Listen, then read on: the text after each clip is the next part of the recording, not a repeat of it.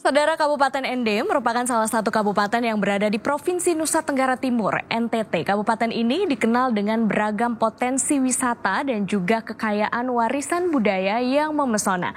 Dan untuk memaksimalkan potensi tersebut, pemerintah Kabupaten Ende terus melakukan berbagai langkah dan upaya melalui program yang inisiatif untuk memajukan potensi pariwisata yang ada di Kabupaten Ende. Lantas seperti apa kebijakan dan program inisiatif yang dilakukan oleh pemerintah Kabupaten Ende, serta bagaimana dampak positif bagi perekonomian daerah yang ada di sana? Kita akan bahas selengkapnya selama 30 menit ke depan bersama saya Winda Anggreni hanya di Bincang Kita.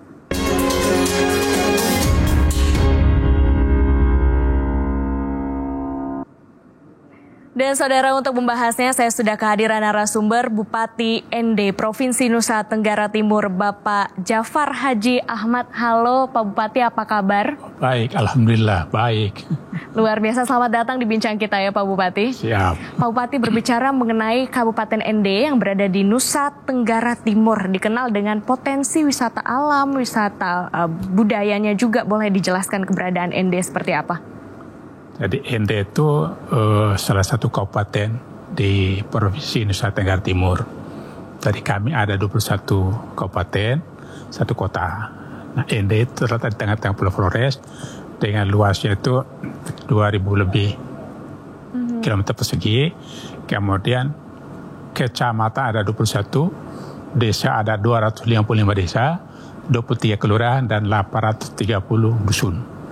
Daerahku seperti itu mempunyai potensi pariwisata yang sangat luar biasa. Satu contoh Mbak Winda, Danau Kelimutu itu 3 warna. Di dunia tidak ada, kecuali di Ende. Salah satu kekayaan potensi alam kami yang sekarang kita sedang promosikan untuk bagaimana dunia tahu. Dunia tahu ada ciptaan Tuhan yang terunik, yang tidak ada di dunia, yang ada di Ende. Kira-kira seperti itu. Wisata alam, kemudian juga yang menjadi daya tarik dari Ende adalah wisata sejarah, Pak Bupati. Apa yang kemudian menjadikan Ende ini menjadi tujuan destinasi sejarah bagi wisatawan? Ini pertanyaan yang menarik buat Bupati Ende. Karena kami di Ende itu namanya rata rahimnya Pancasila. Ketika Bung Karno dibuang di Ende tahun 34 sampai 38, beliau dalam kesendiriannya, kota sepi, kota jauh dari keramaian, suka merenungkan bagaimana negara merdeka itu, apa dasar negara. Inilah beliau merenungkan sesuatu tentang 5 dasar negara kita yang sekarang kita namakan Pancasila. Di bawah pohon sukun, renung berjam-jam, berhari-hari, berminggu-minggu, terinspirasilah dengan kita punya budaya lokal sana yang gotong royong, yang toleransi, yang fondasi kebersamaan, musyawarah mufakat. Kalau kita bikin satu rumah itu tentu musyawarah dulu. Panggil semua kita adik kakak, sana family, kau tanggung apa. Itu kehidupan kami di Ende seperti itu. Wah, jadi sangat bersejarah ya, apalagi bagi Presiden pertama Republik Indonesia Bung Karno yang ternyata dulu merenungkan Pancasila. Ternyata di Ende, lalu apa saja situ sejarah yang ada di sana, Pak Bupati? Sejarah kami di sana tentu dulu ada gereja nama waktu zaman Portugis, namanya katedral. Kemudian tentu ada situs Bung Karno, ya ada perenungannya, ada namanya Bung Karno pernah setiap tuh di suatu perpustakaan namanya Serambi Bung Karno. Itu Bung Karno kalau masa sepinya itu datang, masih zaman Belanda, datang di situ baca buku segala macam, dan masih ada tempatnya Belanda. Bung Karno kita ke Ende melapor di situ dia. Itu masih untuk langkah, dan masjid seperti Arabita masih ada tempat sholatnya Bung Karno. Jadi cagar budaya kami masih banyak kami lestarikan hingga saat ini. Wah, terus dilestarikan hingga saat ini. Lantas kemudian apa langkah dan upaya yang dilakukan oleh pemerintah Kabupaten Ende untuk terus menjaga wisata sejarah ini terus dilestarikan dan orang-orang akan terus berdatangan untuk berkunjung ke Ende melihat potensi wisata sejarah di sana seperti apa sejauh ini, Pak Bupati? Nah, tentunya pertama kami harus koordinasi bekerjasama dengan BPIP. Karena konsep lahir Pancasila itu domainnya BPIP. Kami terus komunikasi sehingga kita pertahankan nilai jadi ND itu untuk kita kembangkan untuk generasi muda ke depan. Nah, tadi kami sebelum ke sini sudah ketemu dengan BPIP, dengan kepala BPIP dan teman-teman sana. Kami ajukan konsep untuk pariwisata sejarah bangsa Indonesia. Jadi nanti ada 1 Juni itu ada rakor jaket Bung Karno, jaringan kota tanpa sejarah Bung Karno. Selama beliau hidup itu dari dewasa sampai dengan beliau wafat itu ada 21 kota yang pernah disinggahi oleh Bung Karno sebagai bapak bangsa. Nah, untuk itu rakor atas itu rakor di ND 21 bupati wali kota hadir di sana. Nah, kota yang paling banyak sejarah di Bung Karno ada yang sempat tinggal bertahun-tahun tuh ada 4 kota. ND, Blitar, Bandung, Bengkulu. Pak Bupati, selain wisata sejarah yang tadi sudah dijelaskan di awal, tadi juga sudah disinggung terkait dengan Danau Kelimutu, Danau betul. 3 warna. Mungkin boleh dijelaskan lagi terkait dengan danau ini dan bagaimana pengembangan Danau Kelimutu ini?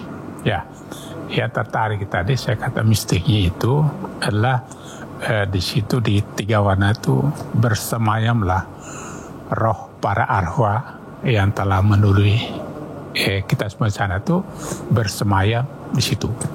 Jadi selalu berkumpul di situ. Nah, sehingga setiap tanggal tadi saya sampaikan 14 Agustus itu mereka keluar. Nah, disitulah cucu-cucunya itu yang sekarang ada di sekitar Kelimutu itu memberi makan roh halus supaya mereka tenang arwahnya tuh. Jadi intinya itu mistiknya di situ. Nah, itu ayat bisa berubah juga, ya. Nah, kenapa tanggal 14? Karena pada saat mau merdeka 17 Agustus itu Kelimutu ada aneh-aneh di sana bergerak dia.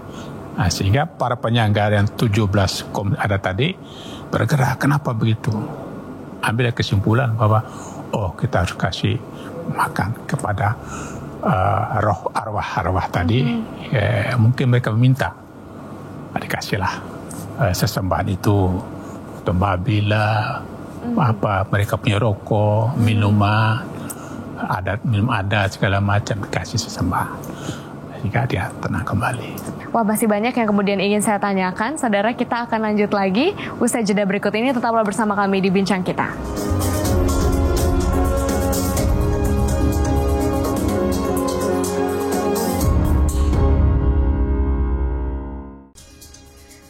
Terima kasih Anda masih bersama kami di Bincang Kita, dan tentunya saya masih bersama dengan Bupati ND, Bapak Jafar Haji Ahmad. Tadi kita sudah menyinggung terkait dengan kawasan geopark di ND, kawasan geopark Kelimutu. Siap. Itu boleh dijelaskan seperti apa pengembangannya saat ini, Pak Bupati? Saat ini kita sudah mendapatkan warisan geologi dalam kawasan warisan geologi oleh Kementerian SDM. Ini awal mulanya kita akan jadikan tingkat lagi, jadi geopark. Dasar itu geologi sudah bagus, mensyarat. Saat ini kita terus kembangkan untuk geopark Kelimutu tingkat nasional dulu. Ini sekali lagi, ini dalam rangka promosi keluar. Nah, itu kita sudah kerjasama dengan Kementerian Investasi, kemudian Kementerian Pariwisata untuk dijadikan kawasan geopark tingkat nasional. Mudah-mudahan bulan November 2004 itu kita sudah memperoleh sertifikat nasional sebagai Kelimutu Geopark. Tapi apa yang menjadi visi misi dari pengembangan kawasan geopark di tentunya ND? Meningkat pariwisata, intinya untuk meningkatkan kita punya ekonomi daerah kita. UKM kita, kalau itu induknya geopark itu, sehingga ujungnya itu adalah bagaimana lingkungan saya di sana tuh para UKM saya bisa hidup dengan alam yang ada di sana. Jadi bagaimana kita meningkatkan daya tarik wisata melalui event tadi yang kita buat. Tentunya pemerintah pusat punya transparan sekali.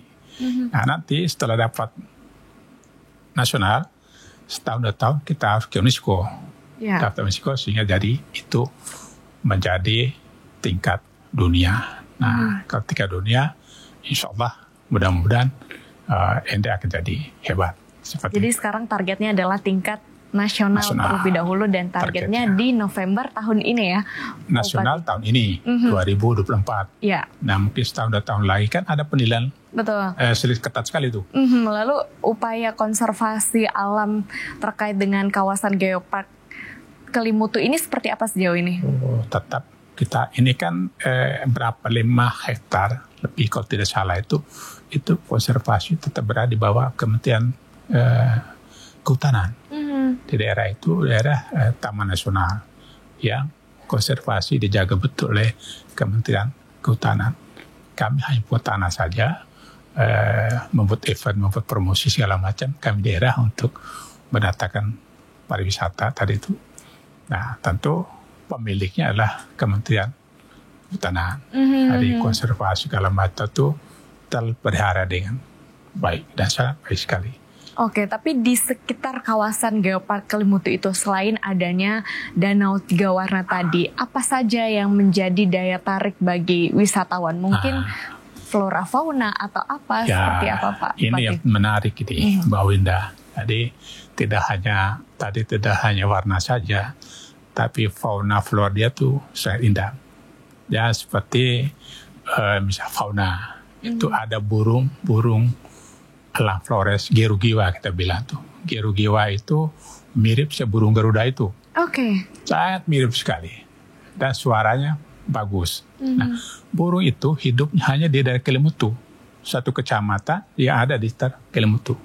Elang Flores. Kenapa dia suka di sana? Karena masyarakat kami tahu burung itu suka makan ayam, makan binatang-binatang peliharaan orang. Burung itu. Nah, berada tempat lain sudah hampir punah, dikejar orang. Karena kami sana tuh alam dan kita tuh menyatu sehingga dilihat saja, makan ayam dibiarkan saja.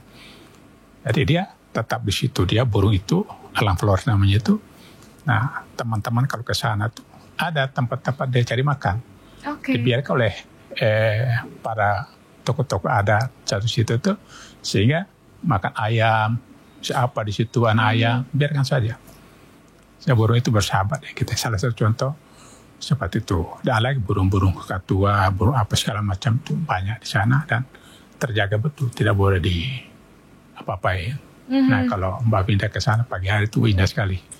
Burung itu indah sekali, sangat-sangat luar biasa. Jadi kekayaan flora dan fauna juga di sana menjadi daya tarik ya. Salah satunya adalah elang Flores elang itu Flores. tadi. Jadi itu yang kemudian dilestarikan. Juga floranya itu tentu kami sana bukit-bukit yang indah sehingga sepanjang mata-mana tuh ada flora-flora yang memang daunnya lain.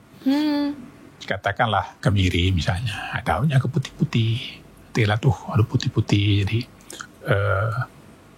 nampak indah dari lekuan-lekuan gunung saya itu indah sekali ketika kita berada di puncaknya Gunung Kelimutu itu. Ya, jadi Kelimutu itu ada 617 dari permukaan laut, tinggi sekali dia. Kalau dari atas tubuhnya tuh meledak, oh itu hijau, itu merah, itu putih, itu indah. Baru faunanya. Nah ini ke depan saya ingin ada kita gantung. Dari bawah siap tulis kita gantung mengelilingi kawasan itu. Kalau orang-orang tua dia harus pakai kita gantung. Mudah dilalui. Jadi mata kita dimanjakan dengan keindahan alam yang ada di Danau Kelimutu, kawasan Geopark Kelimutu. Lalu bagaimana sejauh ini dampak positif dari pengembangan pariwisata, kemudian dari kawasan Geopark Kelimutu terhadap masyarakat lokal yang ada di sana, Pak Bupati? Oh, itu sangat. Saya tertarik juga sekali. Tentu ujung kita kan bagaimana peningkat ekonomi daerah. Bagaimana mensejahterakan lingkungan. Itu tujuan kita membuat sesuatu tadi itu kembali kepada rakyat kita. Nah untuk itu peningkat ekonomi sangat-sangat signifikan. Jadi datang seperti daerah lain juga. Subuh-subuh sudah ada orang. Ya kita subuh sudah ada orang, bule-bule sudah ada orang menit indahnya sunrise itu. Ya sudah ada orang. Nah kamu dari situ para UKM itu dari segala pakaian mereka menjual jajah mereka itu sangat seindah. Nah sebentar lagi dia ke pasar tradisional. Dari situ juga ada pasar. Nah itu mereka tinggal di situ juga. Terus asli tinggal di sekitar homestay yang ada di situ. Pagi mereka ke Kelimutu menikmati udara dingin bisa 10-15 derajat tuh. Oke, jadi memberikan dampak positif juga bagi masyarakat lokal, meningkatkan perekonomian juga di sana ya Pak Bupati. Kita akan lanjutkan lagi perbincangan ini, saudara. Usai jeda berikut ini, tetaplah bersama kami di Bincang Kita.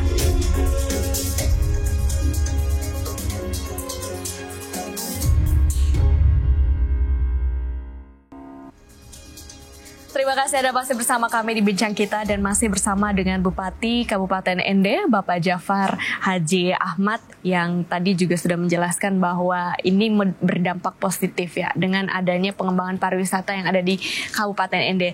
Dan katanya juga pemerintah Kabupaten Ende ini juga memanfaatkan potensi pertanian lokal yang ada di sana untuk pengembangan sektor pariwisata. Benar seperti itu Pak Bupati? Boleh dijelaskan seperti apa? Betul sekali.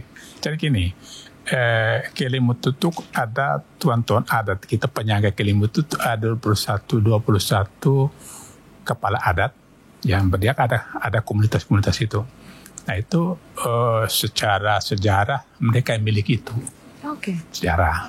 Nah sejarah itu kalau kita ada apa Patika Dua Bapak Mata itu, misalnya saya ulang lagi, mereka itu yang memberikannya. Nah dampaknya utama kepada masyarakat di sekitar itu adalah event tadi. Semua yang masuk ke situ CSR kasih mereka. Dampak ekonomi langsung adalah pertumbuhan ekonomi kepada tadi pendatang itu. Nah mereka tidak boleh dari luar. Mereka sekitar di bawah Danau Kelimutu itu. Nah mereka itulah yang berjualan di situ. Tidak ada dari kota datang, tidak ada. Itu khusus untuk mereka. Utamakan mereka memanfaatkan keindahan alam itu buat mereka di situ. Apa dampaknya ke kota itu, nah, termasuk belanja segala macam, pasar tradisional. Nah, kaitan pertanian, mereka itu nginap di daerah situ. Kita ada desa wisata, ekowisata itu sudah dapat juara nasional juga lah. Jadi para turis tinggal di situ, mereka pagi bercocok tanam, mati tanam, cangkul segala macam, siangnya datang bawa masak sama-sama di masyarakat di situ. Itu satu desa itu Sekonara, namanya itu kami latih bahasa Inggris. Di situ kerjasama ke lembaga pelatihan bahasa Inggris. Para suster saya di sana juga melatih. Termasuk itu bagaimana cara berkomunikasi dengan turis itu. Tapi dengan tokoh adatnya kita kerjasama. Nah kita punya kepercayaan di sana tuh harus kita akui. Kalau kita langgar, berarti ada masalah di kemudian harinya. Contoh yang mau saya katakan, musim tanam tidak boleh sembarangan. Ada ritual dulu. Waktu panen, ritual dulu. Itu di-backup oleh pemerintah. Ya, ini salah contoh adat budaya tetap kita hargai. Karena alam itu dengan masyarakat lingkungan jauh sebelum itu sudah menyatu. Ini kita pertahankan, nah kita akan jual itu sebagai objek pariwisata yang menarik orang. Justru adat istiadat dari masyarakat lokal juga menjadi daya tarik seperti itu. Contoh satu ini bekerja suatu waktu harus pire. Pire itu kalau di Bali itu nyepi. Kalau kami sana 1 tahun tuh harus ada pire. Tidak boleh bekerja, hormat alam. Tidak boleh bekerja, siapapun, proyek pemerintah pun berhenti. Harus berhenti dulu. Jadi segala aktivitas dihentikan pada saat itu.